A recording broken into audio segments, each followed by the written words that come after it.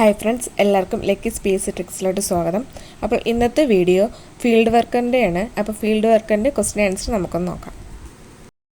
കൊതുകിൻ്റെ ജീവിതചക്രത്തിൻ്റെ ഏത് ഘട്ടത്തിലാണ് മനുഷ്യർക്ക് ദോഷം ചെയ്യുന്നത്? മുതിർന്ന ഘട്ടം.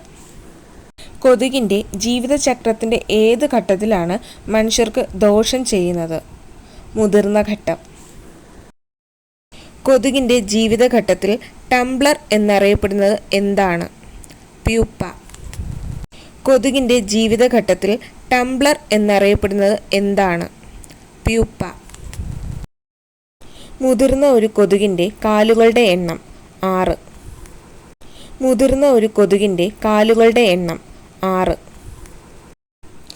ഏതുതരം കൊതുകിൻ്റെ മുട്ടകളാണ് ഒരുമിച്ച് ചേർന്ന് ചങ്ങാടത്തിൻ്റെ ആകൃതിയിൽ കാണപ്പെടുന്നത്? ക്യൂലെക്സ്.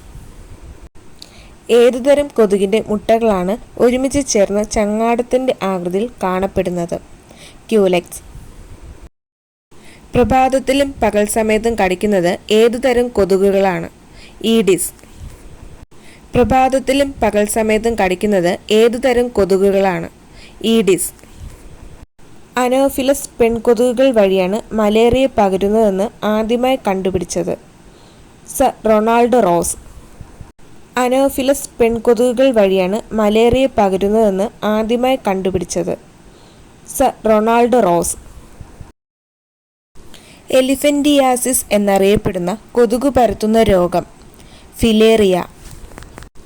എലിഫന്റിയാസിസ് എന്നറിയപ്പെടുന്ന കൊതുകു പരത്തുന്ന രോഗം? ഫിലേറിയ. കൊതുകു പരത്തുന്ന മലേറിയയെ നിയന്ത്രിക്കാൻ ആദ്യകാലങ്ങളിൽ ഉപയോഗിച്ചിരുന്ന കീടനാശിനി? Paris green. കൊതുകിൻ്റെ ജൈവിക നിയന്ത്രണത്തിന് ഉദാഹരണമാണ് ഗപ്പി, ഗബൂസിയ തുടങ്ങിയ മത്സ്യങ്ങളെ ജലാശയങ്ങളിൽ നിക്ഷേപിക്കുന്നത്. കൊതുകിൻ്റെ ജൈവിക നിയന്ത്രണത്തിന് ഉദാഹരണമാണ് ഗപ്പി, ഗബൂസിയ തുടങ്ങിയ മത്സ്യങ്ങളെ ജലാശയങ്ങളിൽ നിക്ഷേപിക്കുന്നത്. കൊതുക് നിയന്ത്രണ നടപടികളിലൊന്നായ കോൾഡ് ഫോഗിങ്ങിൽ കാരിയർ ദ്രാവകമായി ഉപയോഗിക്കുന്നത് എന്ത്? ജലം. കൊതുക് നിയന്ത്രണ നടപടികളിലൊന്നായ കോൾഡ് ഫോഗിങ്ങിൽ കാരിയർ ദ്രാവകമായി ഉപയോഗിക്കുന്നത് എന്ത്? ജലം.